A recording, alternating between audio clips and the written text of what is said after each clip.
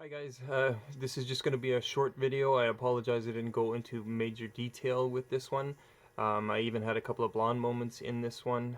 You'll notice that the 5-volt reference signal that I'm tapping into, I see a negative 5-volt signal, and it didn't occur to me at that point in time why it was negative. It did later on. I had the channel 1 scale, or the scope, the signal inverted. I think what I was doing the last time I used the Vantage Pro was current ramping of a fuel pump, and rather than changing the leads at the back of the Vantage Pro, I ended up inverting the signal. I think that's why I had the channel still inverted at the point in time when I checked the distributor on this Altima.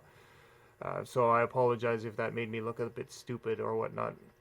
But anyways, the point of this video is showing you a bad and then a good waveform pattern of a 1-degree signal and of a 180-degree signal, as Nissan calls it, or as the Vantage Pro showed in the definitions of the harness connector.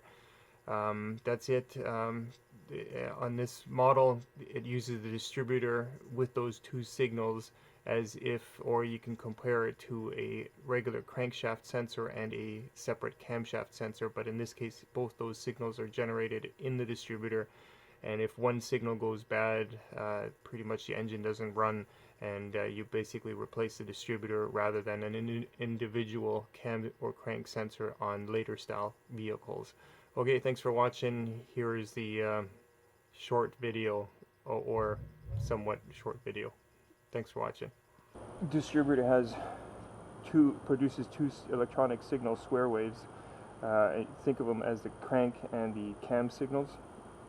And I believe the crank cuts out once the distributor gets hot.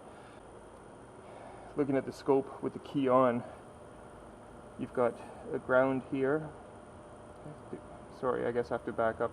We put new connectors on here, or crimp connectors, because the original one was all frayed and they were almost touching, so we took the connector off. We're waiting for a replacement so we can splice everything back in together. But anyway, so this is ground, this is battery power, or key on power. The first one here, or the number 3, well, it's counted from the bottom, 1, 2, 3, 4. So 4 is ground, 3 is power, 2 is the 1-degree signal, and number 1 is the 180-degree signal. And so I'm just going to show you what happens with the key on.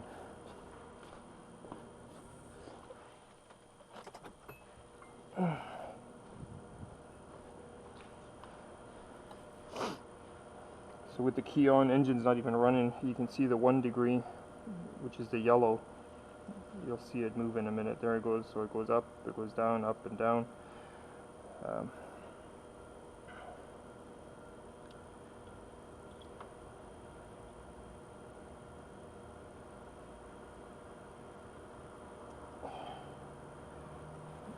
It's a 5-volt signal. I'm not sure why it's showing negative here. It was 5 earlier, but it's a steady 5. But when you hook it up, it drops out.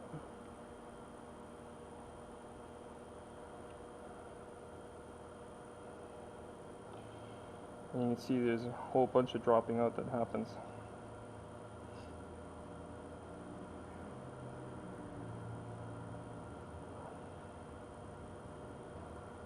Just waiting for it again. Does it more when it's warm. Let's try starting it. It might not even start.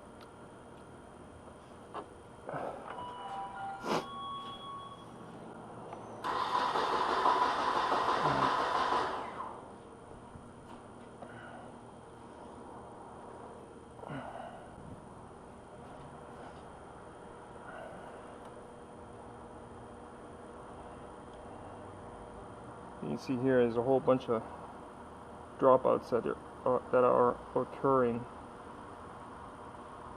and I'm just holding it nice and steady. There's definitely something going on with the transistor that's inside.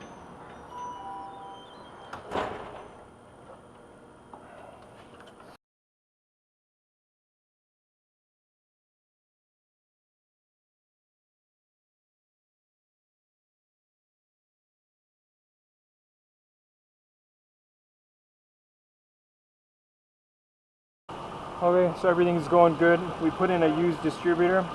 We need a disconnector anyways, but as you can see, even this one is glued on, so I guess it's a common problem that these connectors break.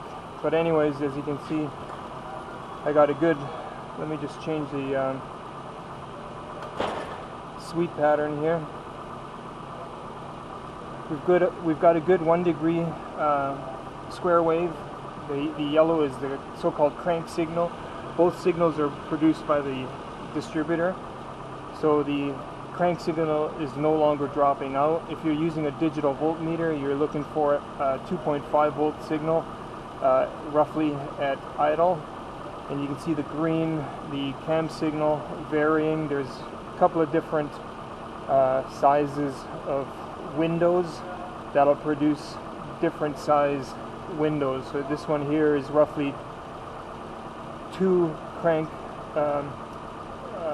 the width of 2 crank signals, and then the wider one is maybe about this long, if you can just barely catch it.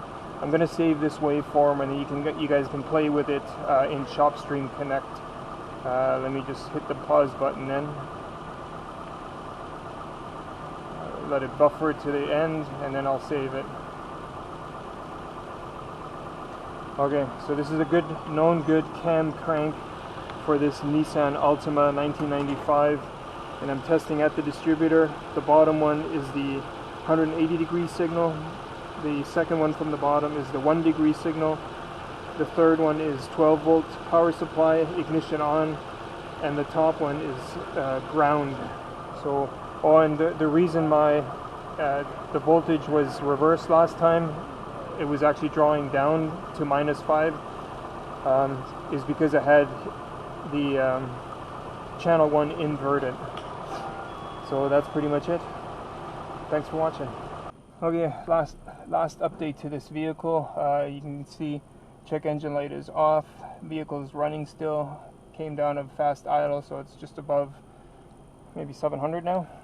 But anyways, I was going to clear codes, check codes with my Modus Ultra $7,000 scanner plus lab scope, and it would not communicate.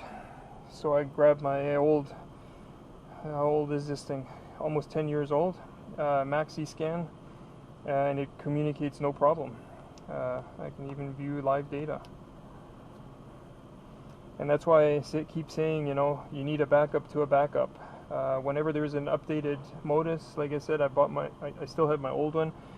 I decided to keep it when I upgraded to something else, because when something else doesn't work, odds are with Snap-on, a newer version of something that used to work fine may not work. So that's the only reason I keep all my scan tools after buying new stuff. So anyways, this one here, complete data set, and you can see I got O2 status, short term, load, engine temperature.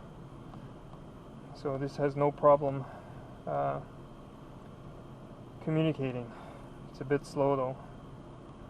And are these, no, there's more, yeah. So yep, this is better than this in this case. Anyways, keep that in mind whenever you update something.